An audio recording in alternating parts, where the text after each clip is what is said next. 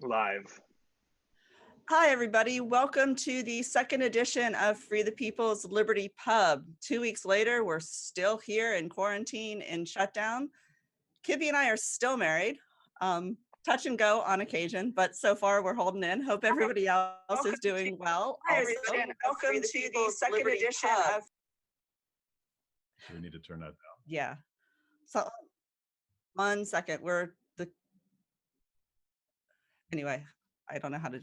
Well, we'll see what happens. I'll work on this. You keep Okay. talking. Sorry, we're having technical difficulties over here. Not surprising. So we have some special guests tonight. We have Jeffrey Tucker and Phil Magness from AIER. Jeffrey is joining us from Massachusetts. I believe Phil is joining us from Virginia. And if I'm wrong, I'm sure Phil will correct me later. As we have been doing for the last forever long at Free the People, we've been focusing on COVID and Corona and how all of the craziness has been affecting us, our civil liberties, our lives, and our freedom. Tomorrow, however, on something different, is the 77th anniversary of the publication of The Fountainhead. And The Fountainhead has a very special place in my heart because when Matt and I started dating for our very first Christmas together back in 1983, he gave me a copy of The Fountainhead as my very first Christmas present.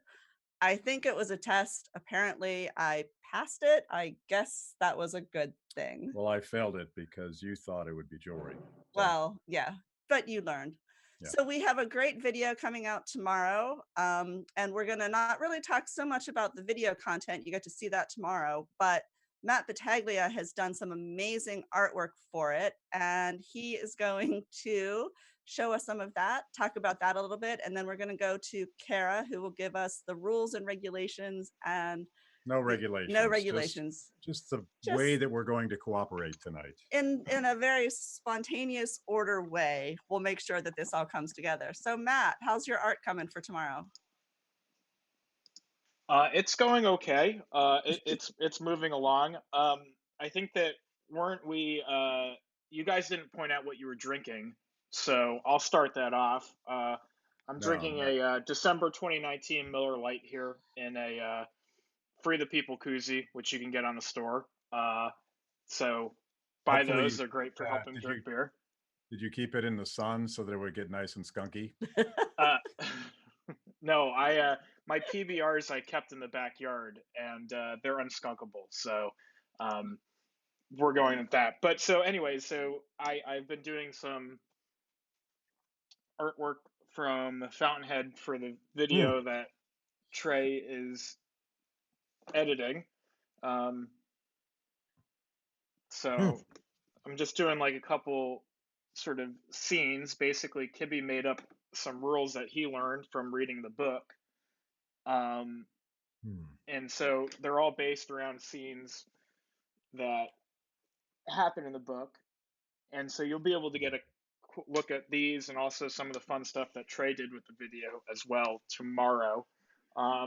There's still a few more that I have to make, so it's going to probably be a late night. So anyways. Well, can I just say too, though, that all that artwork that we just saw that Matt did, that we're going to actually auction that stuff off, not during this event. It'll be probably sometime in the next week or so. But if you are interested in buying any of that cool art, he's really talented. And just join our email list over at freethepeople.org/join. We'll send out an email about it. And that's all.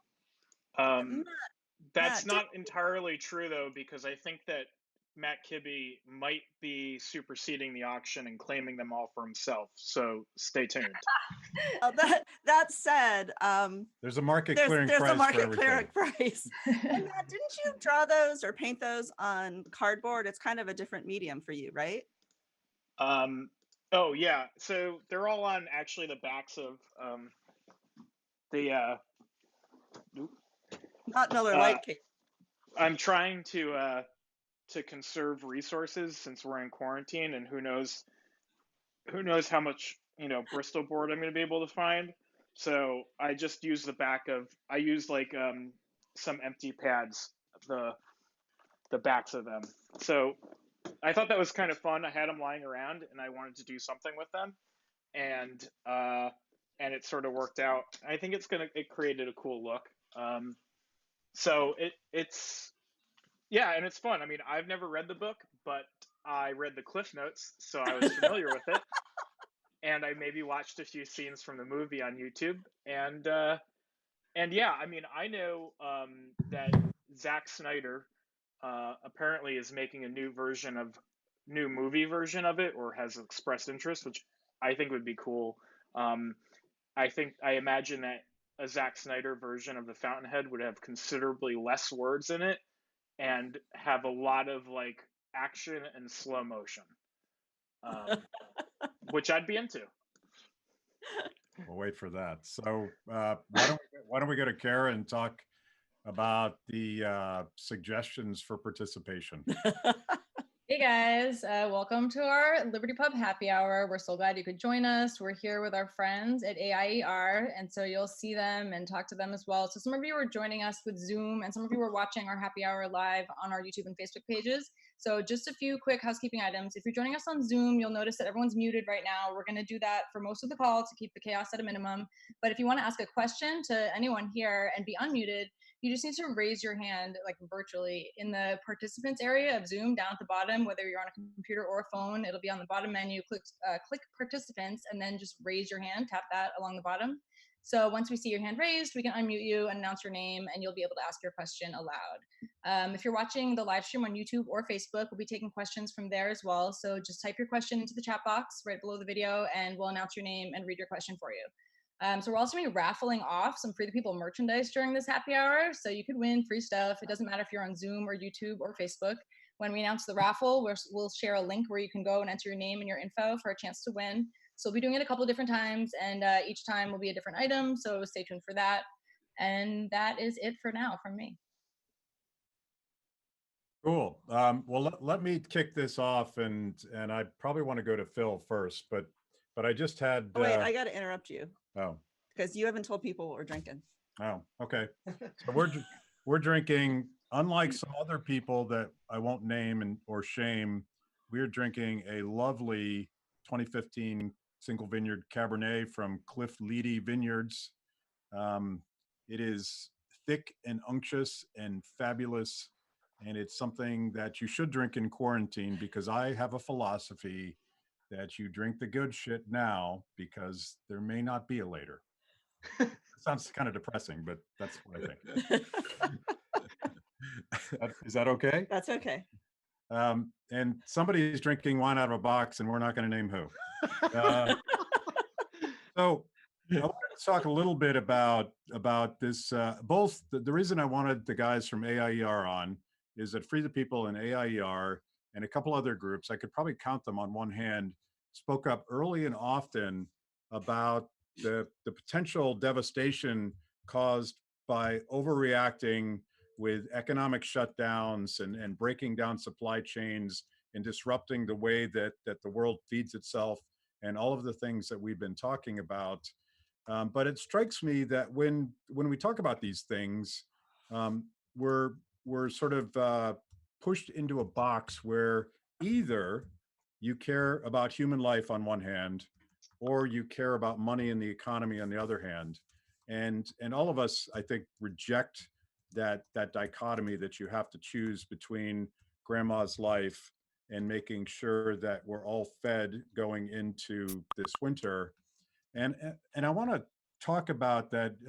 Dave Rubin calls it sort of the blue check mob of people that will accuse you. Whenever you raise economic concerns, people will accuse you of doing things. And we have this situation where YouTube, owned by Google, has decided, and this is a quote from the CEO, to remove information that is problematic. Problematic is a beautiful word because it doesn't mean anything, and whatever the censor decides it should mean is what it means. Anything that is medically unsubstantiated, anything that would go against the World Health Organization recommendations would be a violation of our policy. To me, that's anti-science. It's trying to figure out something that's super complex, super unknown. We've all been reading lots of literature on this stuff. And I wanted to hand it over to Phil Magness to talk about some of the problems that he's seeing in the modeling and what the implications are of getting it totally wrong and putting all of our eggs in one basket. Absolutely. Well, first I'll start off with what I'm drinking right now. I've got a glass here of Talisker single malt Scotch, all the way from the Isle of Skye, and it is delicious. But do want to talk a little bit about some of the models that really got us into this whole mess of a situation.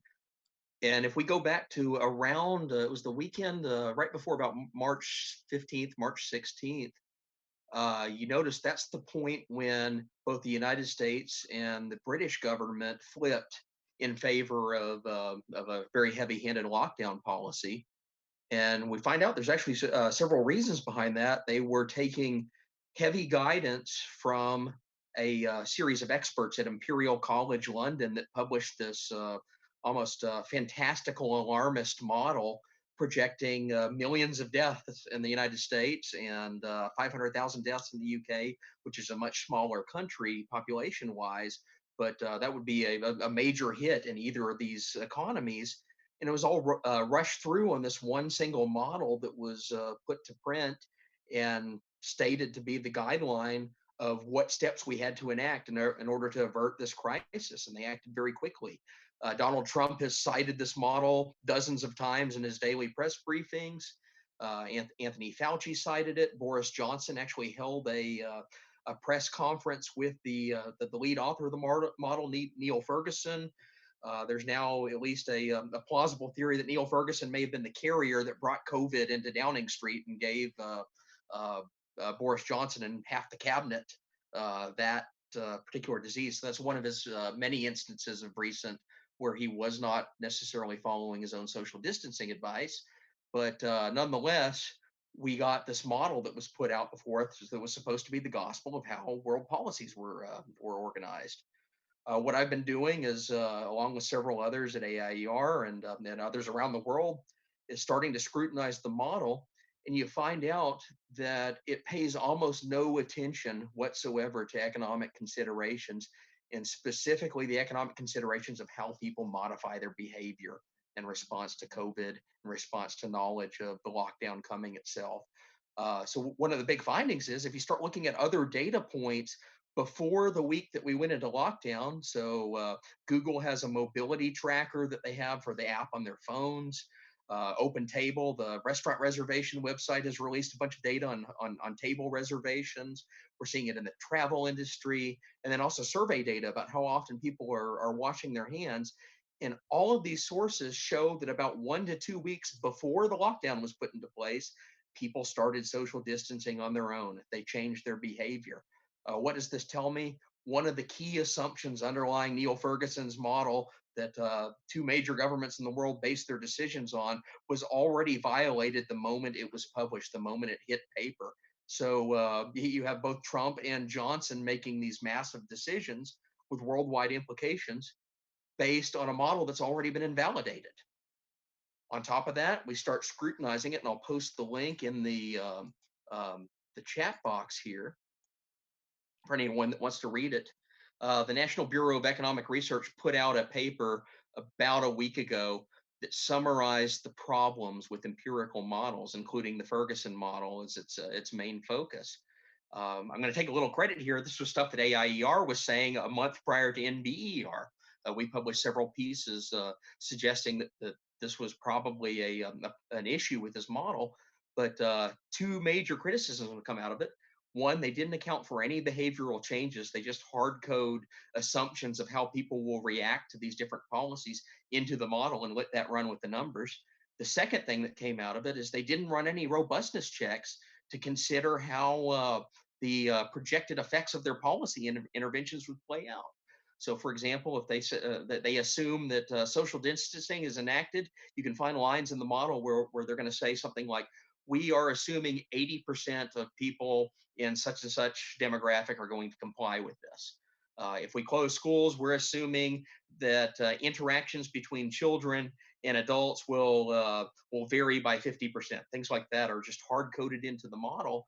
And there's really no test to say why they pick these numbers. Why not 90% instead of 80%? Why not 30% instead of 50%? And it turns out if you change those numbers, it completely alters the outcome of the model. I think Battaglia has a question for you. Yeah, I see that right there. Yeah. Hey, Phil, question. Is the guy that you were talking about, he's the guy who he had like a booty call in quarantine or something? Yeah. His behavior has been, let's say, unusual during the quarantine, as in that he really didn't abide by the quarantine. But yeah, if you noticed yesterday, I think it's the Daily Telegraph ran a story where they found that Ferguson had been put into quarantine because he actually caught COVID. And during the final week or so of his quarantine, the 14-day period, he started to have a visitor that showed up at his house. And this visitor turned out to be a married, the wife of another person on the other side of town who's involved in the UK climate activist scene and is like this far left-wing activist. And she was clearly violating the quarantine. He was violating the quarantine. Newspaper published this account, and suddenly Neil Ferguson is no longer on the advisory committee that was guiding the UK government. I have to say, and by the way, the point of that is not that he's having a booty call. The point is that he is the advocate of these very stringent rules that says that nobody can see anybody. You can't even see your own family, and yet he gets to do that. And I see this pattern again and again in our country where governors and the mayor of Chicago, she got her hair done, even though she was now threatening to put Chicagoans in jail for violating the rules that she herself violates. It's very much kind of an us versus them, where the elites have a different set of rules than the rest of us as we sit here. I don't know if it's 6 weeks or 6 years in quarantine. Yeah, social distancing for thee, but not for me. And yeah, it's the same pattern. So I've been looking into some of these cases today. It's not just Neil Ferguson. His equivalent that advised the Scottish government resigned because she was caught violating her social distancing guidelines. Chris Cuomo, the CNN anchor who came down famously with COVID, like a week later, they find pictures of him taking walks through his fancy neighborhood on Long Island. There was. I have a question for you from our audience here. I'm going to unmute Taylor Millard. Well, the question was actually, Phil, you may have been in the process of answering it, which is, is anybody surprised to see nobody is interested in really following some of these, self-quarantining procedures? Like, they can only follow it for so long before they have to get out. Yeah. Well, and that's there's an interesting thing on some of those data points they gave you, that show people were socially distancing a week or two before the lockdowns went into effect. Now they're starting to come on the rebound. And they're coming on the rebound whether or not governments dictate it or not. So what I keep pointing out to people on this, all these edicts that are being handed down from on high in the policy world are really lagging indicators of the entire epidemic. They're 1 to 2 weeks behind everything. They're reactive to events that are unfolding in real time, and they're really showing that the average person on the ground with local information about their situation that only you and I possess individually. So this is a real Hayekian point. It's personal, localized knowledge is far more robust in assessing our own situation than some government edict from afar. But people are acting on that separate and apart from whatever the government is telling them to do. And it's really like these reactive policies are being put into place almost to no effect. But not only that, they carry a downside to them, and that is this police mechanism of enforcement that's been attached to everything. And I'm sure all of you have seen some of the horror videos of the guy being dragged off the bus in Philadelphia for not wearing a mask. There was one this week of a bystander that was just on a corner where nearby where some protesters had gathered, and the police in New York City tackle the guy and slam his head down into the concrete. And these kind of cases are just playing out over and over again. So you get a lagging indicator of a government response, and it's a very heavy-handed government response that puts that power into the enforcement of the police, and the police do what they always do. They resort to force. That they use force first, then ask questions later, and innocent people get hurt in the process. So we got a question from our good friend Ben Powell. Is there any way we could free him to come on? You're Ben, on. where you at? Hey guys. Hey, thanks. Nice to see you all in your bars. So Phil, cheers. Just gin and tonic this time. Cheers. Nice Phil, bar. yeah, this has been my Zoom meeting room for the past Nice. millennia, it seems. Phil, you talk about the overshooting of the models, Yeah. and because they don't take account of people's behavior, and you show that talk about how some people were doing this before the lockdowns came into effect. A lot of people like to claim now, though, when they say, "Oh, it's not so bad because the lockdowns must have had this effect," and it's hard to separate out the counterfactual of how much of it's a behavioral response from free individuals acting responsibly and how much is a shutdown. Sweden's obviously the counter example. Could you maybe, and initially people said, "Oh, it's too early to tell." Maybe you could dig into that data a little bit and tell us about socialist Sweden, who is less command and control than capitalist good old US of frickin' A, and how that's working out. Yeah, so Sweden's been a fascinating case because they were the counterfactual. They were the country that said no, we're not going to go into lockdown. And after they made this announcement back in March, they got bombarded by the press. They got bombarded by academics inside and outside of Sweden saying that the Swedish government was putting its population at risk, and this is going to be the next Italy. This is going to be the next outbreak central where the Swedish hospital system is overwhelmed. Well, we're now a month and a half into that, and we're starting to get some data. And how is Sweden doing? Well, it's actually doing better than most Western European states.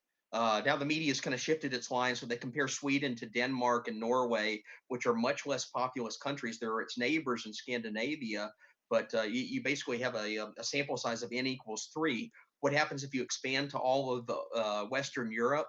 Well, Sweden actually has a lower death count per capita by far than the United Kingdom, than Italy, than Spain, than France, Netherlands, Belgium, a whole slew of other countries that are considered of similar advanced developed economies. So their strategy is not playing out as this doomsday scenario that has been posited. I'd add on to that, for the Swedish model to work, to be vindicated, they don't have to do better than other countries in their vicinity. They don't have to do better than similar economies. They just have to be not substantially worse. And so far, the data is very clearly pointing that that has worked. They have had certain social distancing guidelines in place. Their people are maintaining separation in public. They're washing their hands more, using hand sanitizers, all the thing that a normal cautious person would undertake in the presence of a pandemic. But they haven't gone in and closed all the restaurants and the stores and ordered people to stay home. To put some numbers behind this that are really fascinating. So that model I mentioned, the Neil Ferguson Imperial College model that was published first for the UK and the United States, predicting massive amounts of deaths. So right after that model came out, there was a group of epidemiologists and other scientists at Uppsala University in Sweden. They took the Ferguson model and they adapted it directly to Sweden. So basically ran the same parameters, and they gave all these different outputs of scenarios. One of the scenarios was, if Sweden just stays the course and does not lock down, we're going to project deaths from that. But then they gave all the different lockdown scenarios based on severity of what they thought could reduce Sweden's projected deaths. And they said, you need to enact these lockdowns by April 10th, I think was the deadline that they gave, or else all hell's going to break loose. Well, we're a month later, and we can actually see how that model performed. It failed catastrophically. According to the Neil Ferguson model applied to Sweden, as of May 1st, just the other day, Sweden should have had about 40,000 people dead had it just stayed the course. Reality, I think they're at 2,700. So orders of magnitude off. it was even to the point that the projection under the Ferguson model applied to Sweden. They said if you do a lockdown similar to the UK or the United States or any of these other countries that have taken the quote unquote responsible route, maybe if you're lucky by May 1st, you'll have reduced your death rate to about 20,000. So 10 times the level of what we're essentially seeing in Sweden has played out. So it's basically just a damning indictment of the faults that went into this model. And because Sweden did not take the lockdown route, it becomes almost a natural experiment as a counterfactual of what played out versus what these epidemiologists were claiming should have played out. And I think the evidence is pretty clear now that what was claimed by the epidemiologists just isn't holding up. Hey, Phil, let's get Jeffrey in here. Jeffrey is beaming in from the American Institute for Economic Research Mansion. Hey, Jeffrey, how you doing? Good, good. Nice to see you. Yes.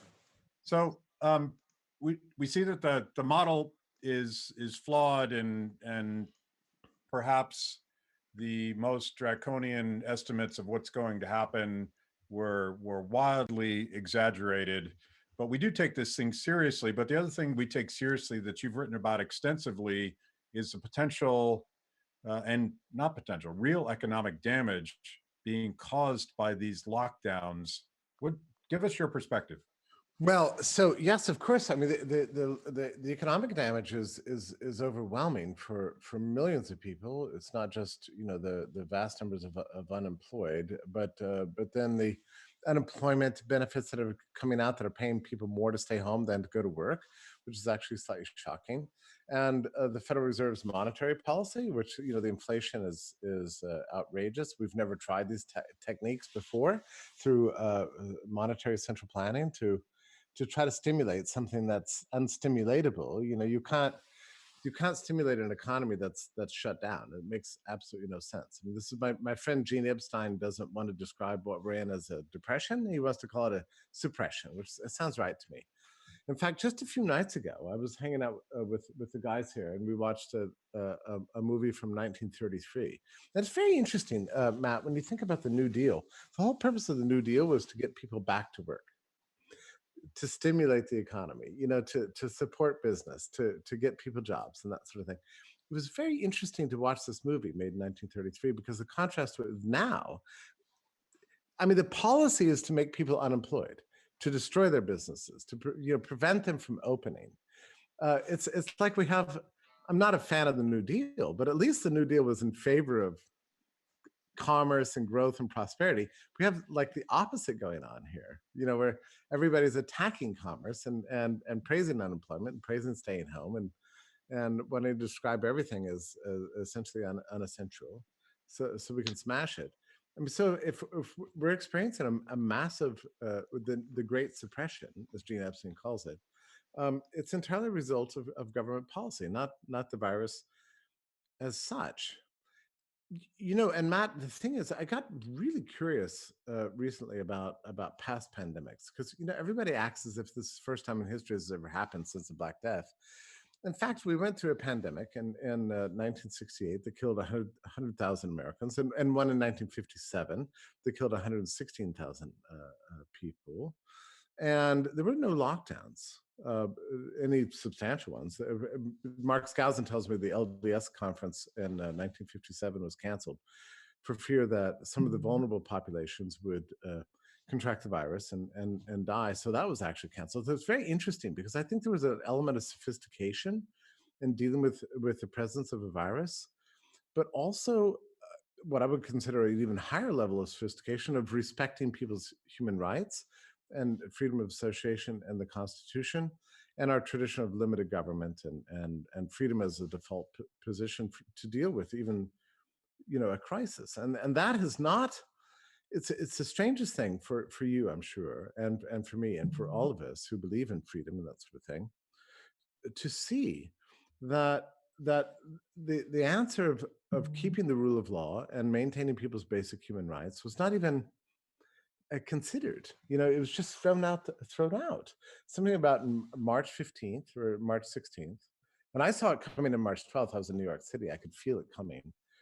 that they were just going to throw it all away, throw away the whole traditional liberalism of 500 years, and just violate everybody's property rights and freedoms just overnight, Hey, and Jeffrey, engage in this huge central plan. we Yes. have a question for you from Facebook. So, Joel, do you have that question? I do. All right, this is from Matt Kibbe's Facebook page, and it's from Athen Phoenix. How can we show that we are not selfish for wanting to ask questions and peacefully protest for some middle ground and returning to getting our civil liberties back? Well, I don't see it as to me, based on what I've read, the current policies are just bad science. So if you want to mitigate disease, then you should not turn over disease mitigation to the politicians. You should allow it to be solved through the social order and through people's choices, and devolve decision making down to the people who actually know something about the subject, unlike the governors and the mayors and the presidents. And this is, to me, the real problem. I mean, I wrote my first article on this topic on January 27th, where I said the government should not attempt to save us from the coronavirus, something like that. I said, like, we don't need government. We can fix this problem. There's the mechanism within the free society to allow people to make intelligent choices. Vulnerable populations tend to self-isolate. Non-vulnerable populations understand that viruses come and go and we can deal with them, as we have in the past. And I explained all this, but I warned that based on the CDC models of quarantine powers, that we could get quarantines in this country. But, and people wrote to me, they said, well, this is completely alarmist. Nothing like this would ever happen in this country. We have, after all, the rule of law. We have a constitution. We have the Bill of Rights. We understand what freedom means. This would never happen. This is just, and I gave several interviews on this article because the article frankly scandalized people that I was even suggesting something like this could happen. And so I got several radio interviews with it, and they said, look, I mean, aren't you being a little hysterical here? And I said, well, I just quoted the CDC. I'm just telling you what they believe their powers are. I'm not saying it's coming. I'm saying it could happen. They said, well, but you have to admit that's ridiculous. It would never happen in this country. And even at that time, I had a sense that something worse was coming, only because I guess I've sensed for some years a decline in ideological attachment to basic ideas like human rights and freedoms, or a confidence in the capacity of the free society to manage itself under a crisis. And I worried, even January 27th, when I wrote the article, that something bad could happen. However, I didn't imagine it would ever get like, this, or that people would be called selfish or something like that, just for wanting to reclaim their basic human rights. Hey, Jeffrey, I just want to add on to that, because you wrote another article recently about how Woodstock played through the pandemic of the Hong Kong flu, and there was a throwaway line in that article that said that one of John Funn's friends actually went to a Grateful Dead concert. Well, yes. I'm a Deadhead, so I had to search. I had to do this search, and I ended up listening to that show. They played on December 21st at the Wiltern Theater in Los Angeles, and Bobby Weir can be heard telling the audience, do whatever you want. And what's interesting about that story is that the Dead in 1968 and later in 1969 is the year they played the most concert that they ever played. Wow. And there was this sense of freedom and civil liberties that was coming from the hippie generation. I'm sure that upset you greatly, but they understood that life could not stop simply because a virus, which by the way was being imported from Vietnam, all the soldiers were coming back through San Francisco, which is Deadhead Central, and things went on. If I could, I want to ask Sam Martin to jump in here, because back in the 1960s, there was a sense that civil liberties mattered, that free speech mattered, that this wasn't a left or right thing. This was an American thing. The ACLU is still hardcore on these questions. And I don't feel like that culture exists anymore. Talk a little bit about the project that you've been working on. Yeah, myself and Logan Albright, the head of research at Free the People, we've been working on a series called Freedom Over Fear. And we talked about this a little bit last time, but it's basically a series where we go back in history and we look at the process in which our civil liberties are eroded over time. And it's usually during some crisis. So the first one was on how we lose our civil liberties in a crisis, and then economic liberties and property rights. And we go back in history, we look at World War II and the Great Depression and 9/11 and all these different ways in which we kind of let go of our rights in different ways. And this has just been a really, a really powerful kind of project for Logan and I. The next one we're focusing on, which is coming out on Saturday, is religious liberties. And this one is in particular really important for me. And I think it's something that we need to be aware of right now, because we think of religious liberties as a right that we're never going to lose, and as religious persecution as something that only happened in the past. But I think we need to be aware that this is happening right now and has the possibility to happen right now. And in this series, we go back in history. We go all the way back to ancient Rome and the persecution of the Christians. We look at the Holocaust. We look at even current day, Christian minorities being persecuted in the Middle East, and the millions that are fleeing the Middle East right now. And Muslims, millions of Muslims in Chinese concentration camps, and really making the point that throughout all of these great crises in our history, we never let go of this sacred right. And this is the first time right now that we have allowed this right to be degraded in some way, which isn't really great. Even the entire history of this country was built on escaping religious persecution in England, and right now we're seeing this right kind of slowly fading away without people questioning it. And I think there are some legitimate reasons why this is happening, and I think temporarily this can happen, but there are also some ways in which it's not legitimate. And we're kind of looking at all these different examples, and we've just never given up a right to practice our religion freely until now. And we look at the Great Depression, Pearl Harbor, all these different things.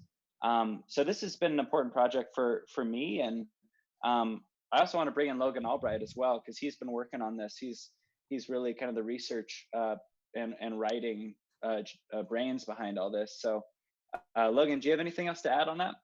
Yeah, I think this is a really exciting one we're doing right now, because there's so much scary stuff happening now. We saw over Easter people being threatened for gathering together to worship on the most holy day of the year for Christians. And, you've never seen that before in American history. It's completely unprecedented. And now you have things like Bill de Blasio tweeting, explicitly calling out the Jewish community and saying they're going to arrest them for gathering at funerals and religious gatherings, which is really chilling when you consider the history of Jewish persecution.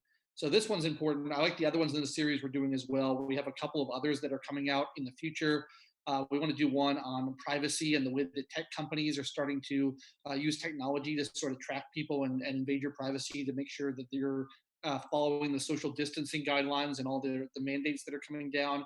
I want to do one on freedom of assembly and protest. We had that incredible speech where someone said, the police department said that protesting was not an essential activity, which is just unbelievable when you consider the First Amendment to the Bill of Rights.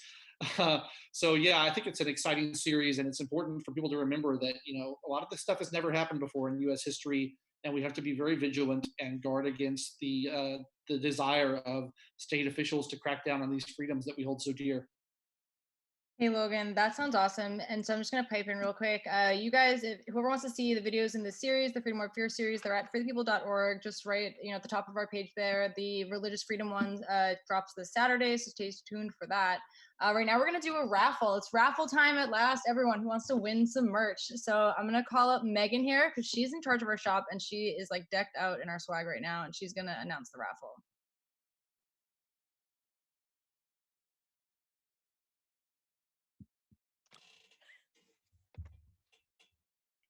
Oh. You're muted, Megan. Now you're good. Go. She just remuted. You muted yourself again. But now I'm doing it for you. I'm doing it for you.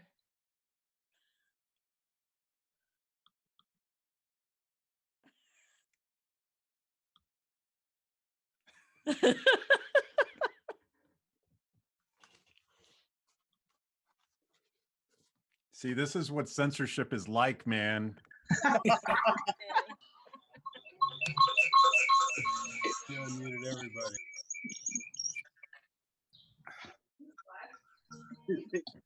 Let's just move on. Don't hear people or take their stuff. Blame Hey Google. guys, you know what? I'm going to announce the raffle. Let's do that. There you go. Our first raffle tonight is going to be a sticker pack. So we have some really cool stickers. All our merch is at shop.freedompeople.org. And sorry, this you guys hear feedback, right? Yeah. Okay. Hey, what's up? Raffle. So go to freethepeople.org/raffle. You can put in your info, sign up for our raffle there. The first raffle tonight is a sticker pack, a bunch of our top selling stickers. All our stickers are at shop.freethepeople.org. So what we're going to do is we're going to take another question from Zoom right now, and then we'll see all the entries coming in, and Terry will announce the winner, and we'll mail it to you for free. So, hey, Kurt Allen, you're going to be up with a question for the conversation here.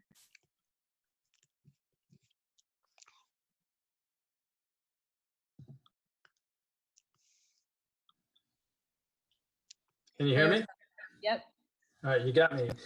So, I mean, I guess this is a question across the board for everyone that's talked. Like, as a guy who's kind of grown up in and around technology and the growth of the internet, no Al Gore, didn't invent it, but I've sold it to millions and millions of people from an application standpoint. The internet has always, for me, been the most democratizing force since the printing press. But, with the platforms out there now that control the flow of information, is anyone else concerned that we're not paying attention to what's going on that side? When I look at like Dr. Erickson's press conference, the Kern County guys getting censored from YouTube because they came up with a different view of what social distancing should look like.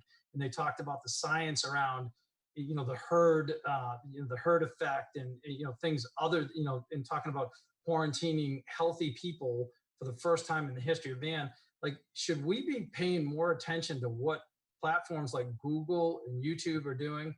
Obviously Google, YouTube is the same company, but their rules of use message right now, in essence, is basically saying that they're a propaganda arm for the WHO and the federal government. I mean, that scares the shit out of me. I don't know about you all, but like, are we kind of like, we're running around talking about this message and we're forgetting that the platforms that everyone's going to are working so hard against us with the mainstream media. I don't want to sound like a trumpet, but when Google and YouTube are saying, if you contradict the WHO or the federal government on any of these policies around COVID, we will screen and filter your messaging. I feel like that's something we should pay attention to. Hey, Jeffrey, do you want to take that?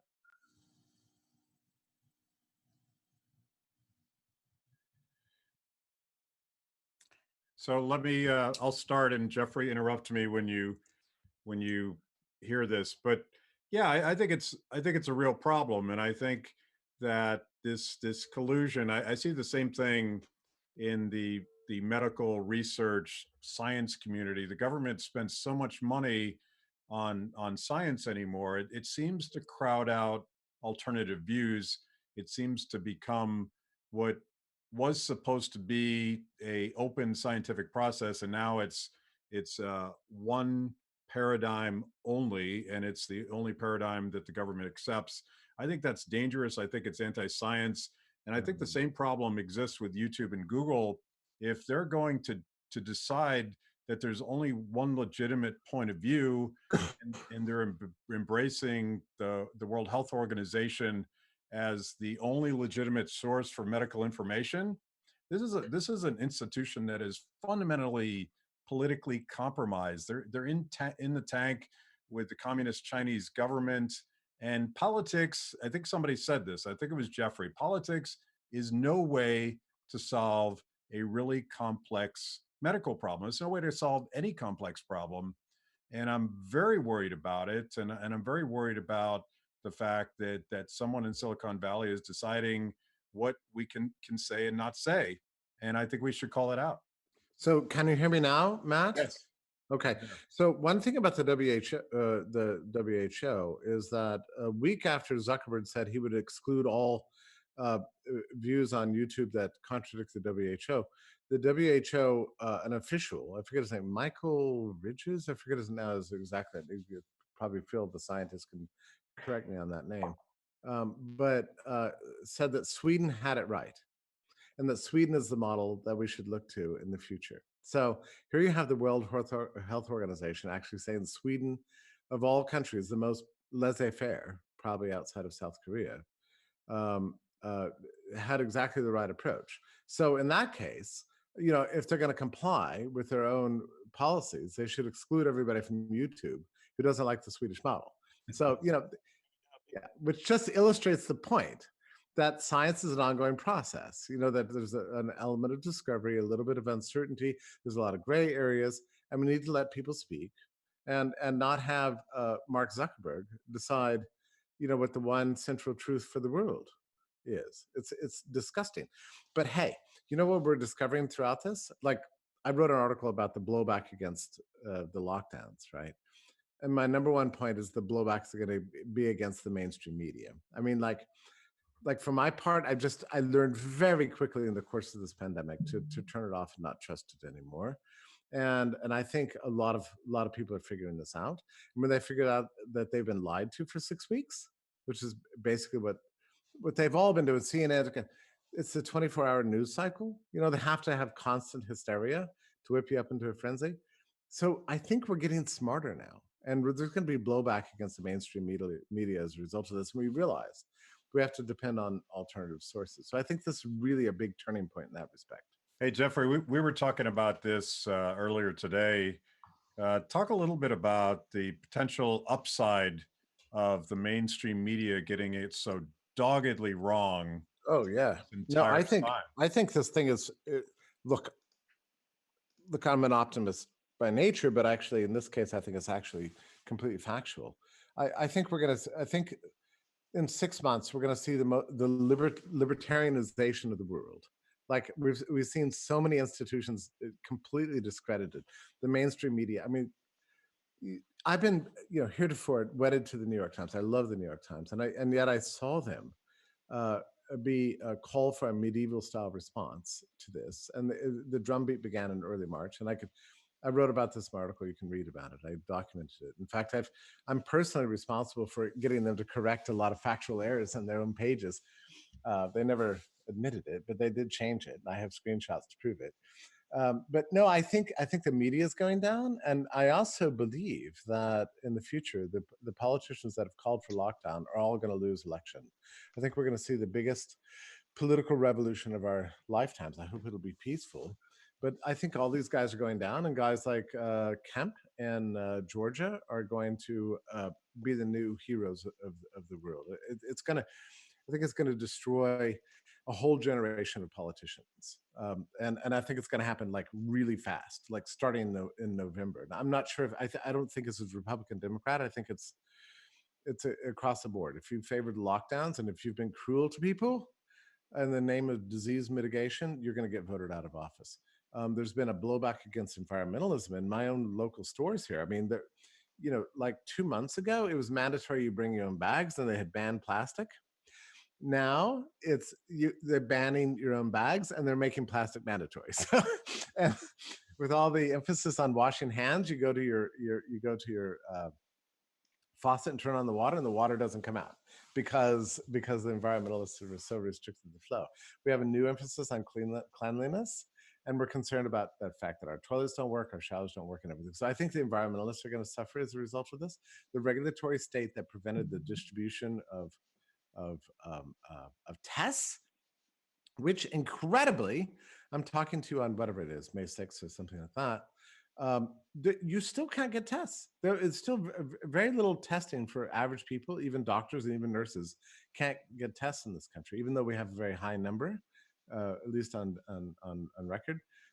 We still have very few tests, so people still don't know if you have the disease or what that even means. And that was hugely botched as a result of the regulations the CDC and the FDA was enforcing.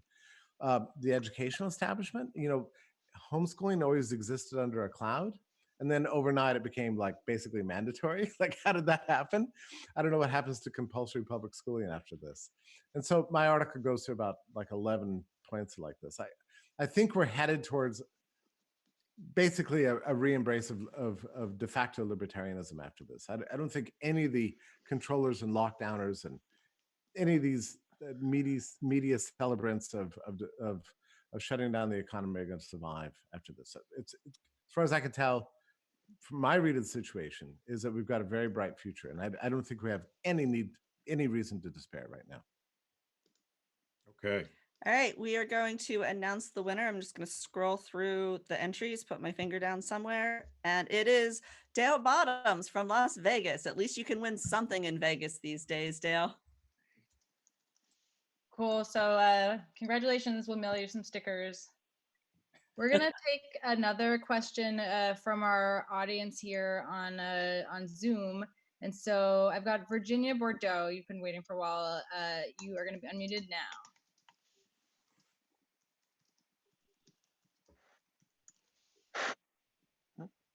Hey, Virginia. Can you guys hear me okay? Yep. Yep. Okay, well, my question, or really just kind of a wanting to bring to attention thing, was kind of piggybacks off of what Jeffrey was talking about with the Earn It Act that's kind of been making its way, recently brought before Senate, talking about removing companies' ability to automatically have that Sector 230 protection with end-to-end encryption. And just thoughts on that, with things like that going through the Senate and in this time when no one's really paying attention to stuff like that because we're all busy being, in a panic, so to speak. I have to admit, I've not paid attention, so that's my fault. So I'd like to know more about that. If you want to drop me an email, I would like to know more about that. By the way, I've felt this, like I'm the editorial director of AIER, and for 6 weeks we've run like 200 articles on this topic. Sometimes I worry about the things that we're neglecting as a result of focusing on COVID-19, and I can't wait to get through this period so we can get back to actually thinking about the truly important things, probably much more long-term things. So yeah, I need to run something about this. So thank you. Hey, Logan, do you have any good questions from YouTube? I know we've got some cool folks watching over there. Yeah, sure. I just had one from Grayson B. And he asked, do you think that local businesses have a chance to bounce back if we continue to be on lockdown? And if it's seasonal, how do you think that will impact things? So I'll start, and please, Phil and Jeffrey and anybody else fill in. I'm kind of anxious about this. I see a sort of concentration of market power happening, and it's already happened through the federal loan application. It happens with lawyers and accountants and political connections that allow certain industries to be essential at the expense of other industries. And I'm immediately thinking about this woman in Dallas who was recently given jail time for opening up her salon. I think it was 1 month into the quarantine. I see the governor is trying to release that now, but the idea was that this woman needed to feed her family, her employees needed to feed their families, and this was treated essentially as an act of economic treason during the lockdown in Texas. And this is Texas. So I'm a little worried about the ability of small businesses to bounce back. And I think a lot of restaurants, a lot of small breweries, the entire music industry, I could go on and on and on, how this lockdown has destroyed the small businesses that actually make up the backbone of the American economy, and it's shifting power to the bigger, the more connected. I think that's a dangerous trend. Yeah. Hey, Kibbe, I'd like to jump in here. Sure. A few things. So I totally agree with everything that you said. Some things that I've been seeing here where I live in Philly is that the smaller businesses, and I'm specifically thinking restaurants, because I think they're the ones that have been, the service industry is the one that suffered the most under this. But the small restaurants that have been able to be nimble and adapt and figure out how to reach and communicate with their customers, I think that a friend of mine who runs a restaurant, and I've been helping him out a little bit. And what we saw was in the first month, there was a huge outpouring of support. Well, I think that we're over that hump, that curve now. And now people are realizing they're done doing the I'm supporting just to support. So I worry now that we're into month like 3 of this, at what point is that business going to dry up? And if people aren't allowed out, they're not going to be spending money on the luxury of delivery food, and it's going to start shrinking. And the other thing, I have a friend who's a musician, and I've been seeing there's been a lot of musicians that have been trying to adapt to the situation, and it's just impossible, because how do you play a show? How do you get people to come out and listen to music? You can't. And you can do live streams and stuff, but that's not at all an appropriate, or it's not a replacement for a show. And I worry, I had tickets for a bunch of shows before in March, and they all got postponed. And I just took the refunds at this point, because who knows if any of those places are going to be able to stay in business into 2021 or whenever they allow concerts again. It's frightening, honestly. Yeah. By the way, there's a video coming somewhere in the future called "What Would the Grateful Dead Do in 1968?" The music would never stop. Yeah, that's exactly right. The Blue Note Jazz Club in New York was closed down, and I'm fascinated by this because I was there I had tickets to go to a show March 13th, and I had arrived in New York on March 12th with my friend Talid, and we were going to meet some other friends in New York. We had tickets for the Blue Note on Friday night, and then the next day we were going to see Hamilton on Broadway, and then later that day we're going to go see the Book of Mormon, and we were on the Amtrak getting there, and I had just a sense. It was a very interesting. I don't know if you felt that at the time. This is March 12th. I had a sense that everything was shutting down. Everything was falling apart. So Talid and I got to an Irish pub at 11 a.m. The place was completely. Of course you did. Yes, right, of course. Well, my interview wasn't till 4, but we had to go somewhere, but we were scared. So meanwhile, that morning on the train, I called my friends and I said, I don't think you should come. They're like, well, yeah, the hotels are cheap, the flights are cheap. Why can't we come? I said, I'm not sure this is actually going to happen. I mean, things are getting pretty weird around here. So we went into the Irish pub at 11 a.m.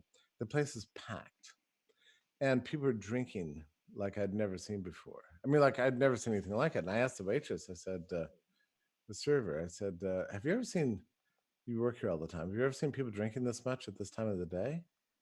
She said, I've worked here for 15 years. I've never seen anything like it. People were really drinking it like it was their last drink. I mean, it was really something. There was a sense of impending doom.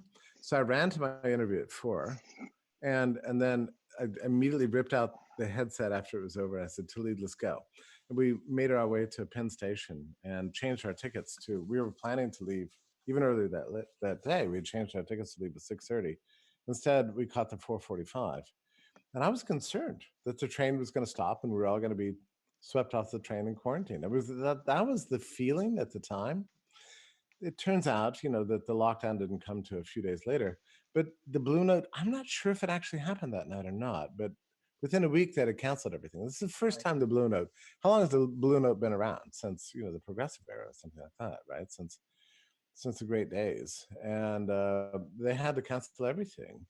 And the Broadway, I mean, the workers on Broadway, I mean, this is a huge multi-billion-dollar industry, just got completely wrecked by these lockdowns, pointless lockdowns, unscientific. Hey, Jeffrey, I think we're going to take another comment here from Jeffrey Singer. You're here on Zoom. I'm going to unmute you now. Hi, I just wanted to, can you hear me now? Yeah, I just wanted to respond to some of the things that Jeffrey Tucker, the other Jeffrey, was saying. First of all, when it comes to, I'm very frustrated about, once there's a prevailing narrative in science, it's like you're shamed if you question it. But I don't think it's, historically, it's not unique to this era. If you look back on the history of science, I mean, this goes back, not just science, I'm sure in every field. I mean, Galileo had his problems. Semmelweis, who believed in the germ theory, ended up committing suicide. Because nobody listened to him. So you see, and whether it's climate change or I'm always doing battle because there's an official narrative regarding opioids causing drug addiction, and I got to battle. So, unfortunately, I just think this is the nature. This is kind of sadly human nature. I also think, I hope Jeffrey Tucker is right. I do see some. I am seeing some interesting alliances forming. So I'm finding a lot of people who are progressives agreeing with me about deregulating telemedicine, deregulating occupation licensing laws, and a whole host of other things. So there are some realizations being made by people on the left that they never had seen before. Yeah. But again, a lot of it is regional. So I'm in Arizona. That's where I'm talking to you from now. And we're in the process of opening up. In fact, I got dinner reservations this weekend at a restaurant. So, and I just can't wait. I was the first reservations. But hey, I'll meet you there. Dine in. And what I've been noticing, at least here in Arizona, because our hospitals never were more than 50% full, is a large number of people are just saying, I don't care what you say, I'm just going to go out and do stuff. Yeah. There's still, a fair number of people who I see like driving by themselves in their car wearing a mask. I don't know who they're afraid of catching it from by themselves in their car. But then the first day when I showed up in my office, and I'm in a busy surgical practice, we're 11 surgeons, we got 50 staff. It's a really big office, and we're supposed to wear masks, okay? So I get in there, office hours haven't begun yet. Everybody there, all ages, nobody's wearing masks. Everybody's in the break room together, okay? And then when we hear office hours are beginning, everybody puts on their mask. It's sort of like we're the TSA. So we put on our masks so that our customers will see that, we're caring about them. And ironically, almost all of our customers that we saw weren't wearing masks, because it's not mandatory in Arizona. It's just highly recommended. So I'm showing customers that I care about them, but they don't seem to care about me. There's a lot of virtue signaling going on right here in Massachusetts. We have now very strict. I thought we'd avoid them, but we got very strict laws about mask wearing here in Massachusetts. And yeah, it's a little bit of a kabuki dance, and people are walking around just to impress. Well, now they're doing it to avoid the $1,000 fines. So, but I predicted on Twitter the other day, to a great scandal, that there's going to be a huge revolt against all this stuff. I don't believe it's going to last. I'm basing this in part upon the spirit of Atlanta, which I know very well, and like the Berkshires. Here we have a culture of compliance, but in the Berkshires, or in Atlanta, there's a culture of freedom. And the malls opened up, I guess, Monday, and at 9 a.m. And there was a huge crowd formed outside at 7:30 a.m. to get in. So people are desperate to get out. And I think this movement is going to grow. The get out and restore normalcy again. This is Knut Witowski's lecture that I heard him say today, is that people say, "Oh, we'll never be normal again."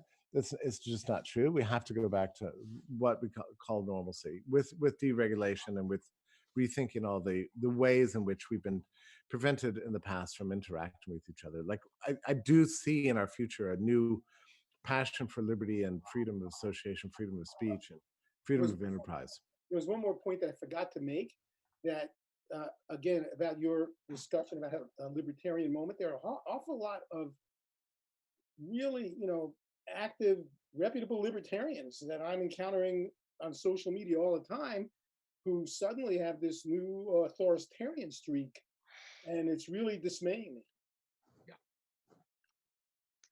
Notice the exact same thing. I mean, it's happening now. It happened during the financial crisis in 2008 and 2009. It's amazing to me how many people that we would think are solid libertarians just cave when it really, really matters. It's kind of sad. Okay, I'm getting on my soapbox. The only time that principles actually matter is when the shit hits the fan. Because principles, when everything's great, it's sort of a luxury item and we all feel really good about it.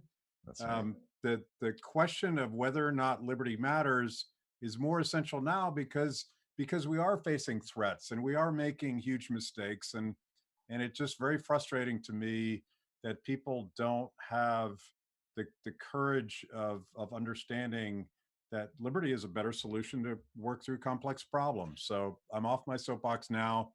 I think you should stay on that soapbox for another 5 minutes. I love that.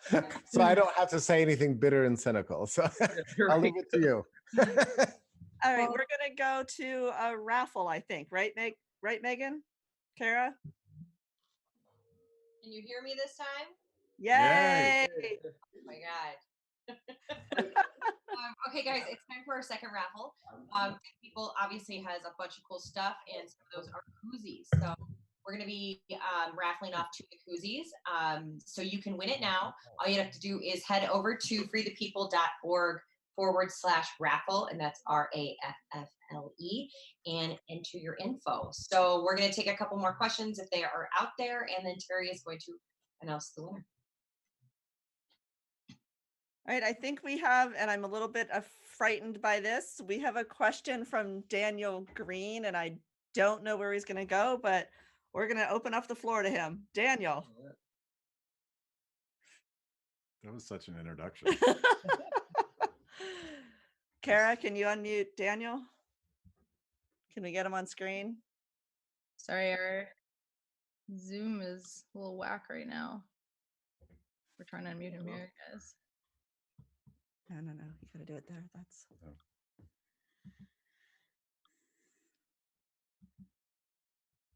Daniel, you broke it. There you are.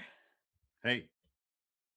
Okay, sorry. No, I lost the connection for a second right when you said my name. I don't know why. So I want to follow on several of the last comments, but also, like, long term, I am optimistic in line with Jeffrey Tucker's comments about there being a political reckoning and things coming back to normal. I guess my concern is more kind of the medium term and how much like serious damage has been done politically, economically, and how we recover from that. So I've been living in Guatemala for almost 2 years and came back because they are on a lockdown far beyond the US. I mean, when I left, it was a 4 p.m. curfew with, in a very poor country, fines of 6 years in jail or $20,000 if you went out without a mask or after 4 p.m. In Philadelphia here, I'm a little worried because I see more and more restaurants now opening up for takeout, and that's nice for me. I can go to places I can get takeout where I used to eat. But I wonder if they're not just planning for a long-term thing now. My mother lives in Tennessee, where now everything is open. She went to a restaurant the first day. She still can't find many restaurants, and they're facing a variety of issues. They're uncertain about the future, if they're really going to be able to stay open. And they're also facing this issue that they're trying to rehire their employees, and their employees are saying no. They're saying, no, I got a really good deal right now. I'm not coming back, even long-term employees at these places. So I'm worried that, yes, eventually we'll get back on track, I hope.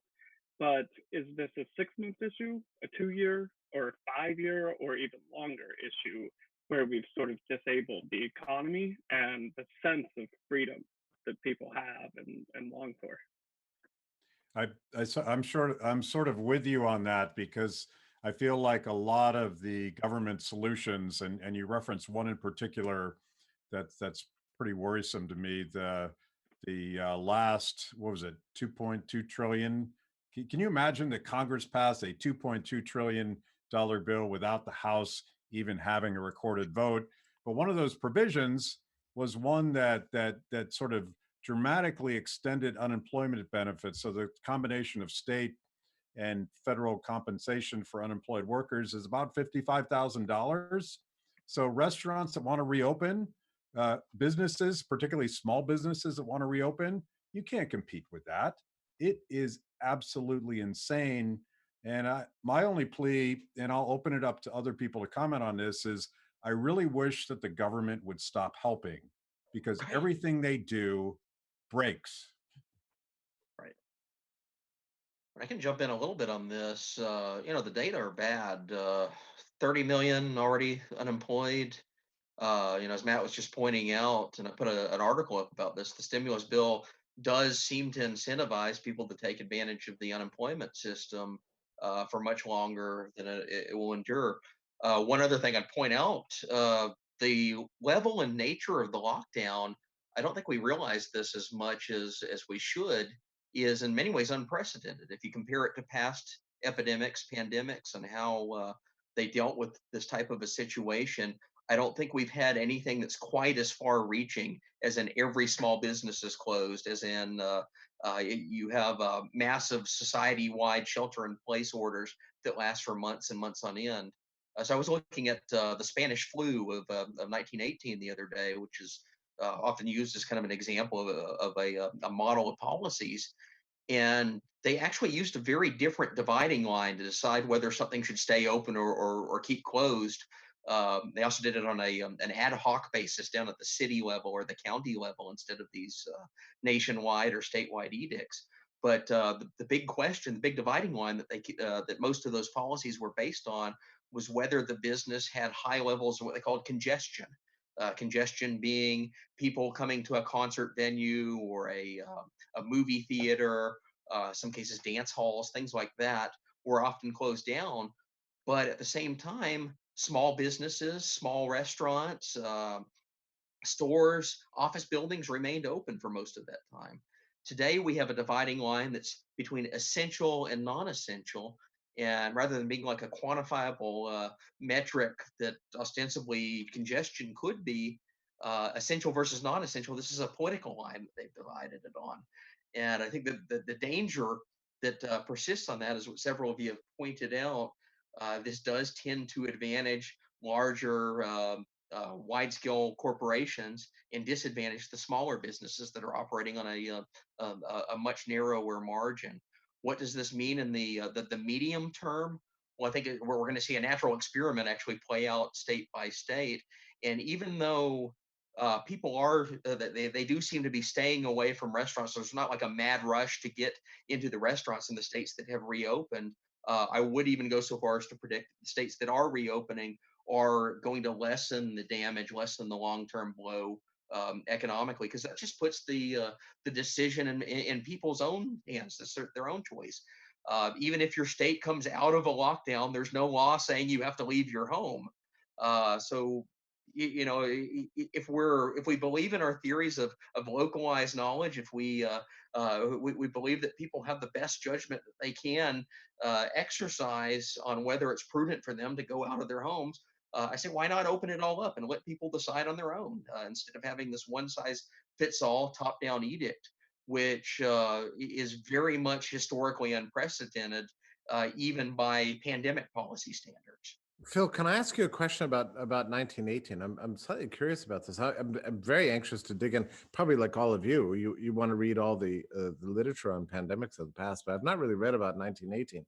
My only sense is that after World War II, there was a big reaction against those closure policies that happened in 1918, and more of an embrace of a herd immunity theory, that you want to get the non-vulnerable populations to interact and never close the schools and actually have large gatherings, Woodstock and whatever, Elvis concerts. But the vulnerable populations you wanted to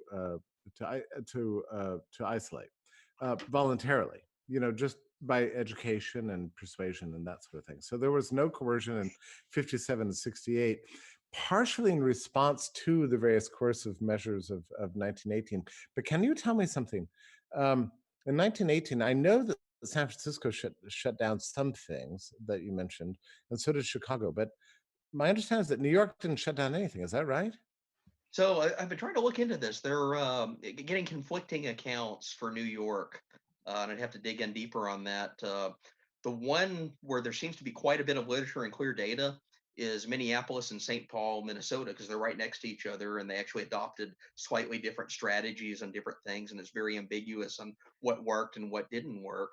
But one overarching theme that I keep seeing time and time again in all of these cities that exercise various degrees of lockdowns and shutdowns, they were much milder than what we have today. The school closures would last like 3 weeks to a month as opposed to cancel the entire semester. The business closures that were in place, it would be during the peak of the pandemic, the time when the hospitals were under threat of being overloaded and overwhelmed, but it wasn't something that went on for like 6 months. It wasn't something that went on into the next summer, which is why you saw, like in 1968, Woodstock does happen. In 1957, major events do happen, even though they're pandemic years. And Phil, do you want to say something? Just because I think it would be fun to leave Matt and Terry scandalized with a bit of historical knowledge here. You guys trying to scandalize us, really? No, this is very interesting, Phil. I would like you to say a few words about the Anti-Mask League. Oh, that's always interesting. So there was a backlash, especially in 1918, over cities that adopted these laws to impose masks.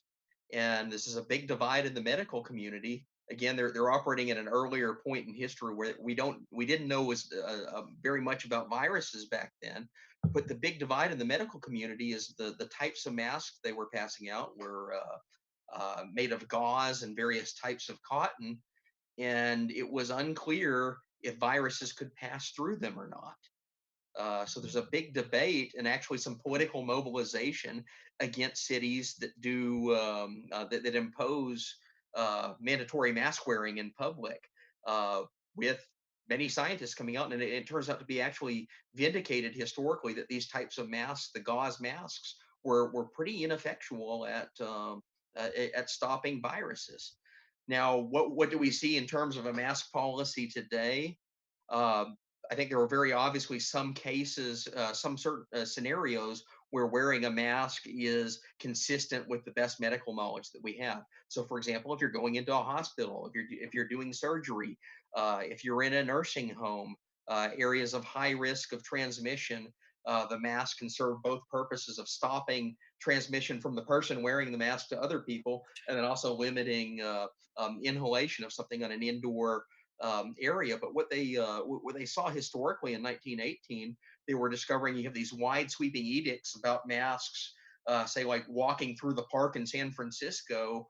It's much more just for show, and there's not really much of a scientific basis behind it. You think we need an anti-mask league now? Are we at that point yet? It depends on how heavy-handed they are about enforcing it. Yeah. That's the point I keep making on any of these policies.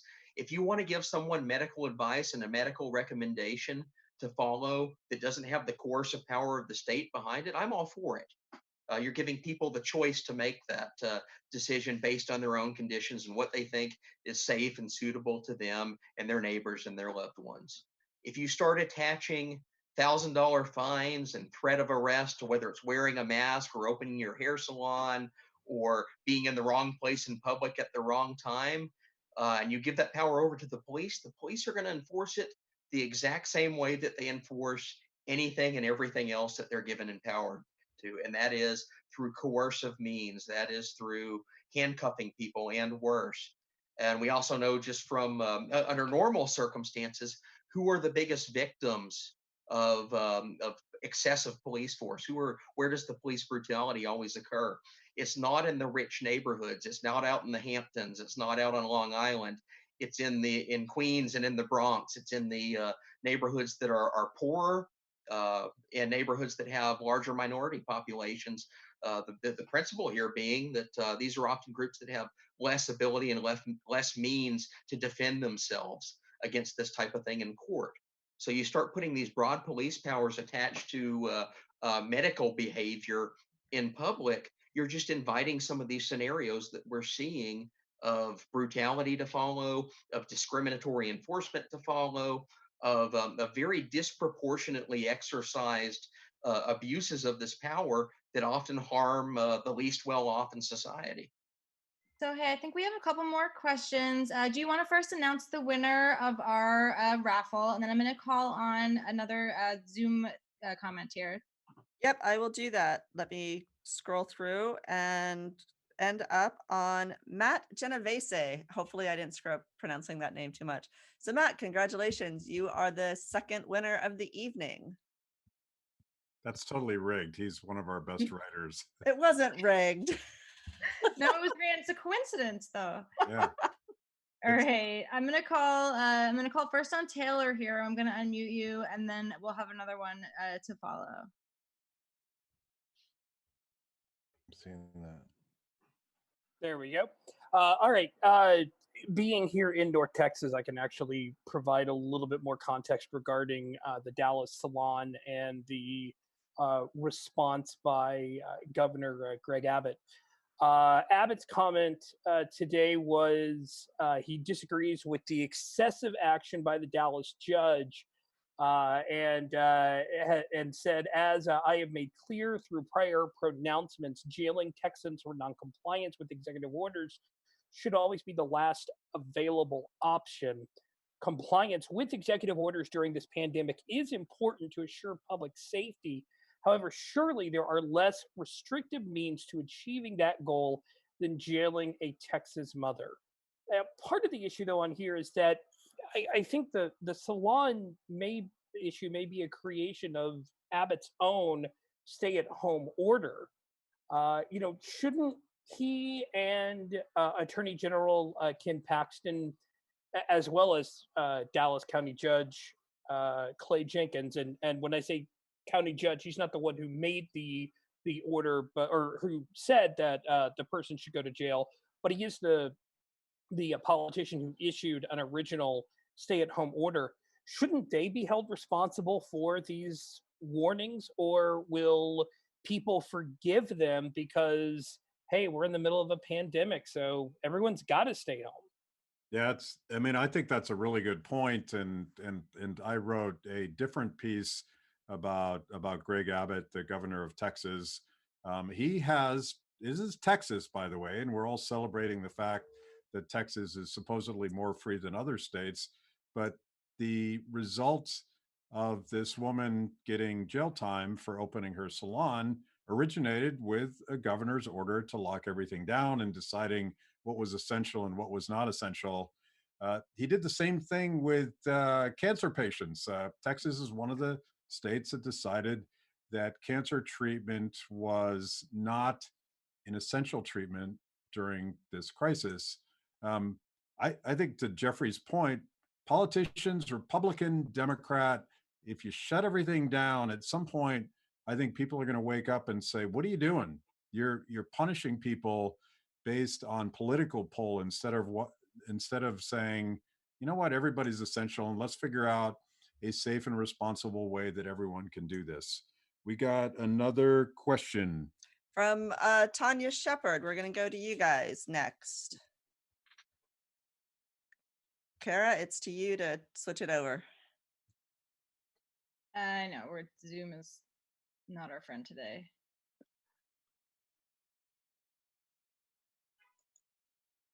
Who can we blame? I think she's on. Can you try talking there, Tanya? Well, she's not muted, but I'm not seeing her on screen yet. Well, can I say? Oh wait, there they are. There Hold on. Good. Hey guys. Oh, wait, now we can't hear We see you, but can't hear. you. You guys are not muted there, so not.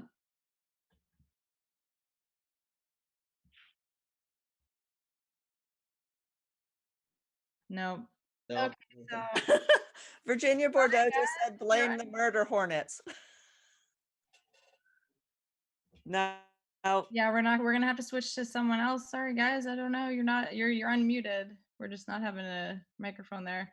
I'm gonna switch over to Maddie K, and maybe we can come back to you guys if we can figure out how to fix the sound there. Cheers, cheers.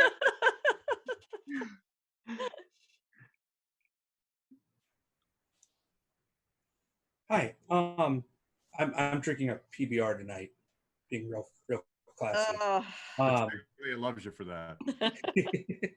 But I just had a question. I've been following some of the stuff that happened in Michigan and like in Texas and everything. Actually, I just saw that they're planning on doing like a vigil rally type thing at the jail for the salon owner in Texas. But at what point?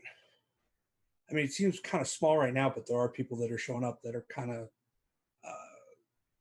ready to escalate, I'll say. So there was an issue at a bar yesterday, I think, 2 days ago, where a bunch of guys got arrested. Police showed up with, bar wanted to open in Texas. They stood on the lot next door, fully armed. Sheriff showed up in a non-resistant vehicle with about 40 guys, arrested them. They're all in jail right now. And I hear a lot of, hey, we need to, we need to end the shutdowns. We need to find a way to bring them down. But at the same point, you have places like Chicago that are saying, oh, we're going to arrest you and put you in jail. And same in Texas. I mean, at what point do you guys think that people are just going to get tired of it? I mean, I know David Marcus over at the Federalist writes a lot of articles saying, this will only last as long as people put up with it. Well, like, at what point do we think people will not put up with it? Let me start with that. And I am retired from grassroots organizing, and I'm sort of loath to second guess the activists that are showing up and protesting. But I sort of agree with Justin Amash's comments on this, that you don't show up to a peaceful protest fully racked with guns and stuff, and you practice social distance and you wear face masks. You do all the things that make your message more receptive to people outside of your community. And I say this again, like I'm not out there busting my ass protesting against this stuff, but the entire key of protesting is to engage an audience that is not with you at the moment. And back in Tea Party days, we spent a lot of time teaching activists about the techniques and practices of Martin Luther King and the Civil Rights Movement.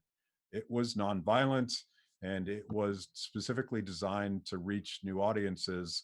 And I hope that things don't escalate. I think the entire point of this is that we have to be the better people.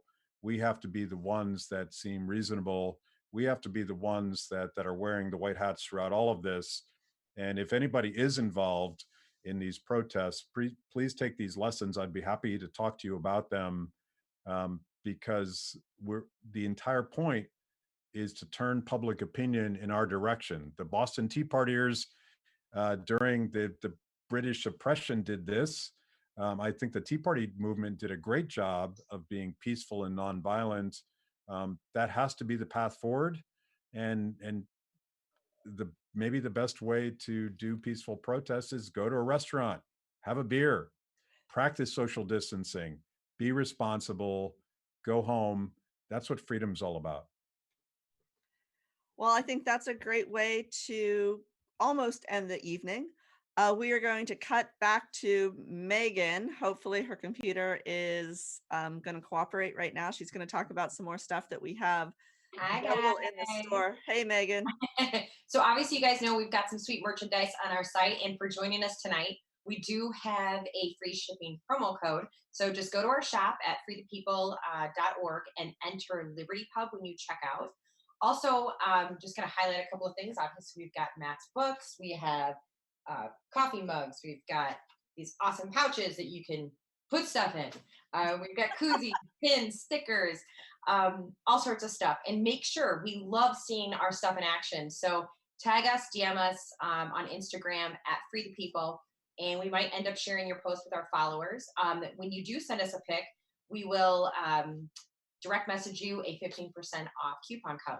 So sport your tee, stick your sticker, tip your hat, and drink with your koozie. And make sure to hashtag Free the People and hashtag Beer is Freedom. Thanks, Megan. I also want to add, you've seen the new logo that Matt Battaglia designed for Liberty Pub, and we are working to get stickers with the Liberty Pub logo on it and t-shirts. We were hoping to have the stickers up in the store soon, but apparently Liberty Pub stickers have been deemed non-essential. So the bastards won't produce them for us, so we can't sell them right now. Pisses me off, but hopefully soon. Tyranny.